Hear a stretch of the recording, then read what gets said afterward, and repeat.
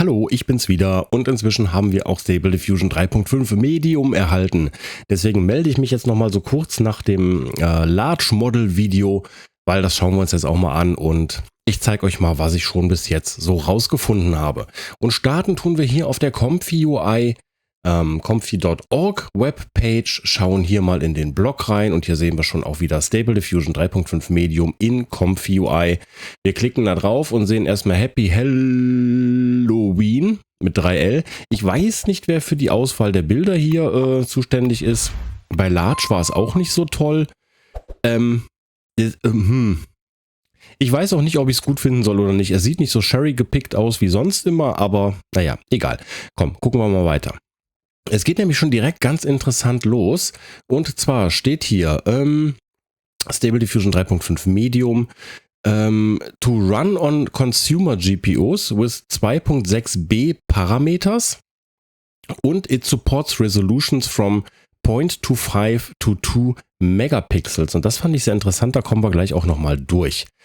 Okay, hier kriegt ihr auch alle Download-Links kredenzt. Ich öffne das schon mal, das geht dann hier auf die Hugging Face Page von Stability AI für das Model. Da gucken wir gleich nochmal eben kurz drauf. Ansonsten könnt ihr hier auch ClipG, L und T5 runterladen. Ich nehme mal an, der ein oder andere hat sowieso schon, weil das brauchte man für Flux und für Large auch. Und hier können wir auch einen Workflow runterladen, das öffne ich auch schon mal.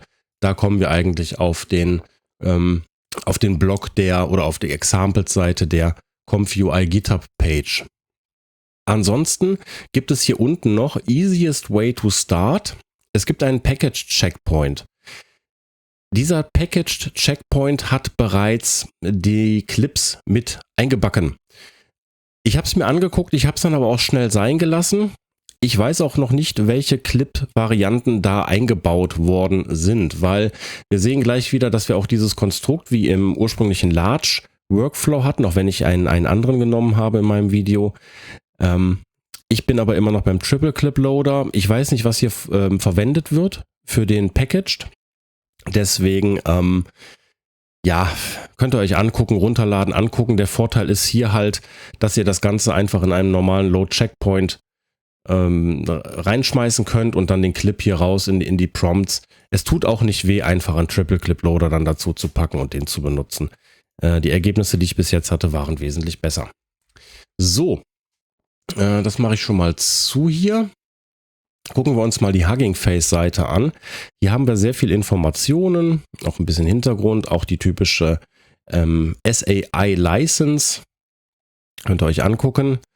Hier unten ist der interessante Teil. Progressive Training Stages von 256 bis 1440 Pixel Resolution. Und das deckt sich mit dem, was wir eben gesehen haben, 0,25 bis 2 Megapixel. Kommen wir aber noch durch. Als Workflow, das war der andere Link, den ich eben geöffnet habe, habe ich euch gezeigt. Nehmen wir uns einfach hier den Standard-Workflow, ziehen uns den mal ins Comfy rüber und da ist er auch schon. Ich räume hier hinten schon mal direkt ein bisschen auf. Und zwar würde ich das gerne in SD35M speichern. So, die ziehe ich mir aber wieder runter. Ihr wisst, das ist für meine Thumbnails. Und hier nehmen wir noch ein Preview-Image ein. So, okay. Hier haben wir noch ein paar Infos, könnt ihr euch gerne durchlesen. Brauchen wir jetzt aber nicht für das Video. Wir räumen hier mal ein bisschen auf. Ich nehme nur den Triple Clip Loader, deswegen schmeiße ich die beiden mal weg, damit wir es ein bisschen übersichtlicher haben. Ich wähle schon mal unser Model aus. Das ist dann nämlich das SD35 Medium. Und wir stellen den Sampler schon mal ein. Ich nehme auch hier Seed 0 und Fixed. Ich gehe hier aber hoch auf 40 Steps, reduziere dafür die CFG wieder ein bisschen, weil irgendwie war es in dem Bereich auch dann doch vergleichbarer und besser. Ich nehme mal den DPMPP2M und SGM Uniform können wir lassen. So, ich werde jetzt hier nicht in dem Video versuchen, möglichst beste Bilder zu erzeugen, sondern einfach mal so ein bisschen, dass wir auch einen groben Vergleich haben zu den Prompts, die ich im Large-Video gezeigt habe. Also was man deutlich merkt, Medium ist kleiner als Large. Das ist jetzt nicht überraschend, wenn ich das sage, ich weiß, aber das merkt man natürlich auch. Dafür ist es auch mit 5 GB wesentlich kleiner als das Large und auch wesentlich flotter beim Generieren von Bildern. Und wir haben hier auch wieder ein Base Model, das auch, soweit ich das verstanden habe, kein Extrakt des Large Models ist, sondern ein eigenständig trainiertes Model, was natürlich auch wieder dafür sorgt, dass wir sehr gut darauf trainieren können und feintuned Versionen herausbringen können. So, aber schauen wir mal. Ich nehme als allererstes einmal den Prompt mit der Katze, sage hier noch nicht Q5, sondern SD35 wieder. So, Negative Conditioning lasse ich nochmal raus. Die habe ich stellenweise beim Testen benutzt, allerdings dann auch wieder mit dem, ich zeige es euch mal eben, SD3 Negative Conditioning. Komm, dann bauen wir die mal ein. Das habe ich benutzt, wir erinnern uns, das sorgt dafür, dass die Negative Conditioning nur bis 10% der Bildgenerierung angewendet wird und danach nicht mehr. Ob es zwangsläufig nötig ist, bis jetzt sah es danach aus, dass es zumindest besser funktioniert, weil SD3.5 halt kein Negative Conditioning normalerweise mag. Aber Bilder wurden auch generiert, wenn man es nicht gemacht hat, aber ich würde es immer noch machen. So, hier unten wieder der alte Move, weil ich faul bin. Einmal kurz die Weite und die Höhe auslagern. Ich nehme die SDXL Aspect Ratios hier raus. Aus den Comfy Rolls sage ich, möchte ein 3:4 Porträt haben. Und jetzt können wir das Ganze eigentlich mal laufen lassen. Und da haben wir schon unser Bild. Hat jetzt nicht so gut geklappt, obwohl hier oben sieht man es so ein bisschen. Das Place ist ein bisschen ja, unschön geworden. Hier steht auch nicht SD3.5, sondern SD5. Das habe ich übrigens auch beim Large Model entdeckt, dass SD3.5 manchmal automatisch zu SD5 wird. Hier hinten der Schwanz ist ja, verrutscht. Wir können jetzt nochmal versuchen, wenn wir jetzt noch ein bisschen Negative Promptings dazu nehmen. Ich zoome mal ran. Horror Sick Ill. Starte das Ganze einmal. So, und hier sehen wir schon, dass es wesentlich schöner geworden ist. Ja, A Latent Place erscheint jetzt hier oben. Hier haben wir weiterhin SD5. Ich muss auch dazu sagen, es ist immer auch ein bisschen Seed-Lag. Ne? Das war beim Large-Modell so, das ist hier auch so. Hier unten haben wir eine Foto halluziniert. Nichtsdestotrotz haben die 3 Negatives für 10% in der Generierung schon sehr viel Unterschied gemacht, wie ihr hier seht. Und mit Prompting kann man dann auch noch sehr viel machen. Witzigerweise beim Testen, ich hatte ja beim Large gesagt, ich weiß nicht, ob Branded Names trainiert sind. Bei einem Random Seed hatte ich auf einmal auf einer Markise im Hintergrund das Disney-Logo. Also es scheint im Training drin gewesen zu sein. Sowas fand ich ganz interessant, gerade weil ich es im Large-Video noch gesagt hatte, dass ich nicht weiß, ob das inkludiert war oder nicht. So, was ich auch schon ganz schnell sagen kann, ist, Image-to-Image funktioniert auch ganz normal, wie wir es gewohnt sind. Auch so, wie ich es im Large-Video gemacht habe. Upscaling funktioniert auch. Das werde ich euch jetzt auch nicht zeigen. Ich habe es ausprobiert. Es funktionierte problemlos. Sei es jetzt, wenn ich einfach ganz normal das Bild hochskaliert habe und dann in einen Second Pass, aka Image-to-Image gegangen bin. Oder wenn ich Upscale Using Model gemacht habe. Das war überhaupt gar kein Problem. Wir müssten nicht teilen wie im Large-Video oder beim Large-Modell, was ja nur auf einen gewissen Pixelbereich trainiert ist. Das funktioniert hier. Und das hängt, glaube ich, auch damit zusammen mit dem, was wir, jetzt habe ich es geschlossen, was wir hier unten gesehen haben, dass wir hier ich nenne es mal Multi-Resolution Training haben. Und das kommt uns jetzt auch noch ganz zugute, weil, passt mal auf, ich nehme jetzt mal eben nochmal einen anderen Prompt. Und zwar nehme ich unseren Assassinen-Prompt, den ich auch im Large-Video hatte. Hier müssen wir allerdings ein paar Dinge anpassen.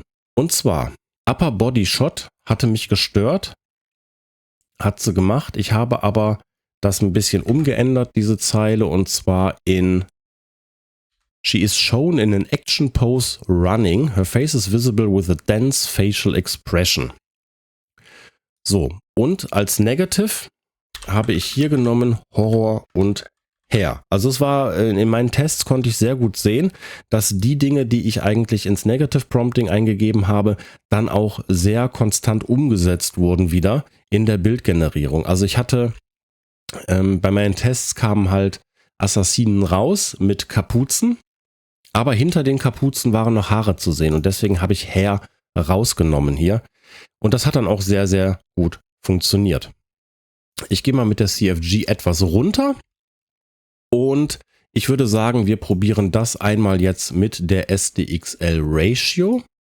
Auch für mich, um zu gucken, ob ich hier noch im richtigen Pfad bin.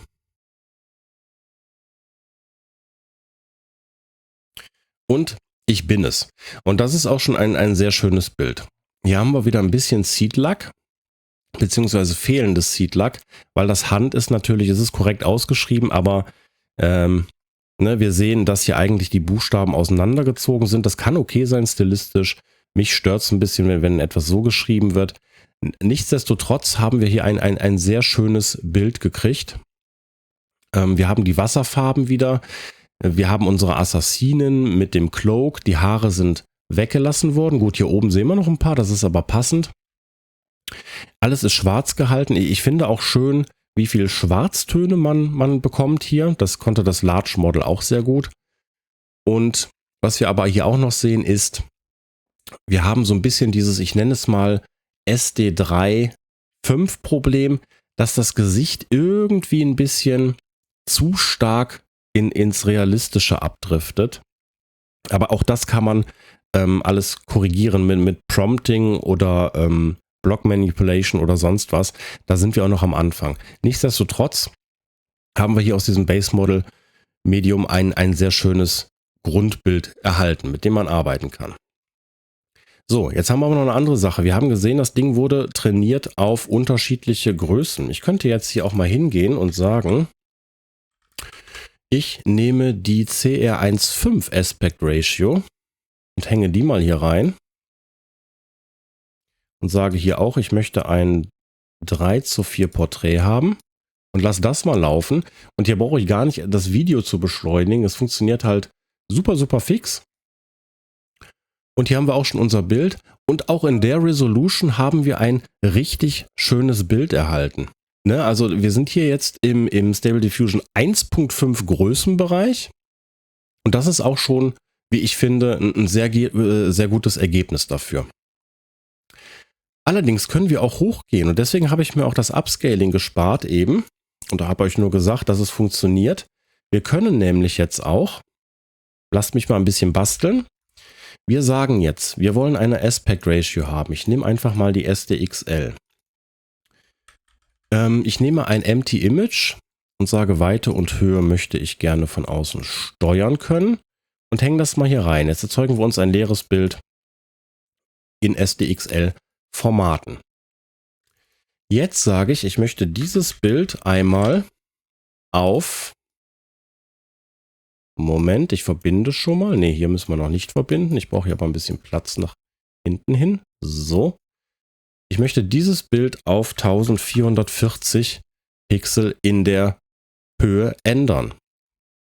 Als Interpolation kann ich hier ruhig Nearest Extract oder so nehmen. Das ist ein bisschen ressourcenschonender, weil wir wollen das Bild ja nicht wirklich skalieren, sondern wir wollen am Ende nur die Bildgröße kriegen, die wir hier erzeugt haben, damit wir hier die Weite und die Höhe in unser MTSC3 Latent Image reinhängen können.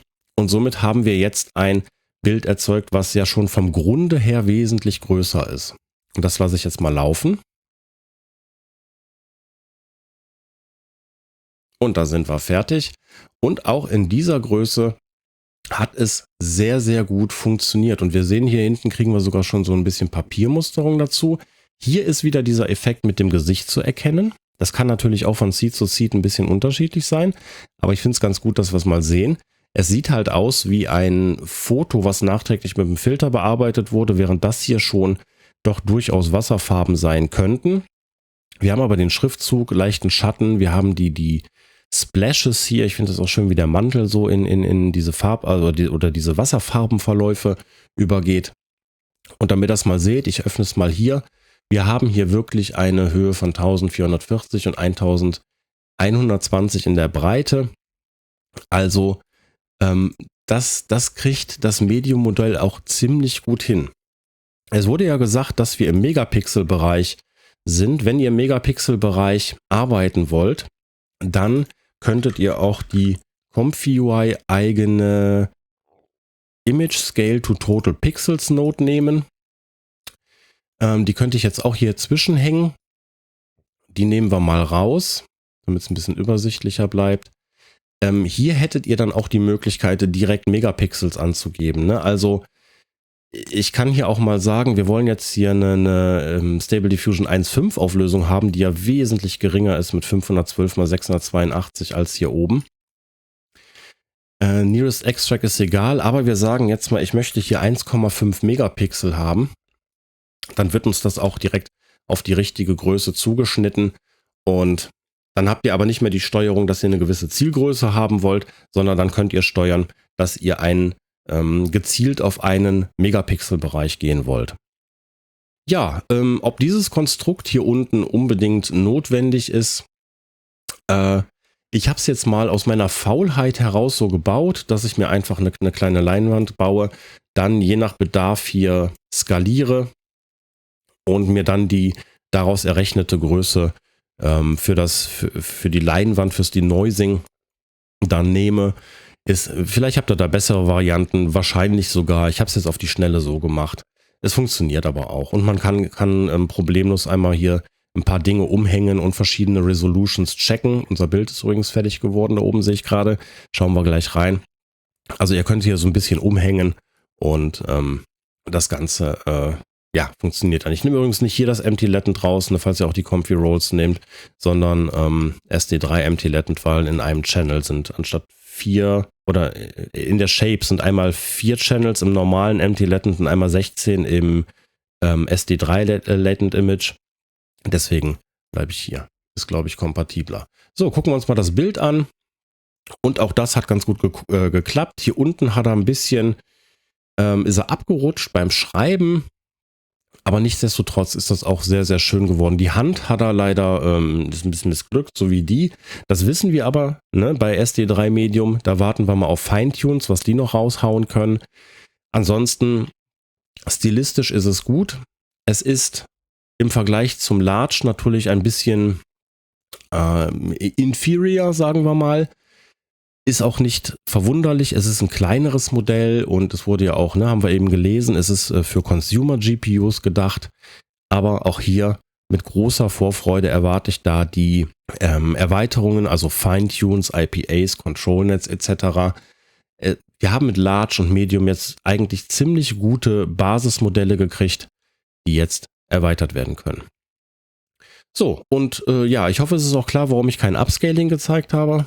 Es funktioniert ganz normal. Ihr seht, nicht wie bei Large haben wir in höheren Pixelanzahlen Probleme, sondern das geht so durch und wir können es eigentlich sogar initial teilweise machen. Ich habe jetzt natürlich nicht alle Motive und so getestet. Ich bin mal ein bisschen bei meinen Standardmotiven geblieben, damit ich das auch ein bisschen besser vergleichen kann mit dem Large.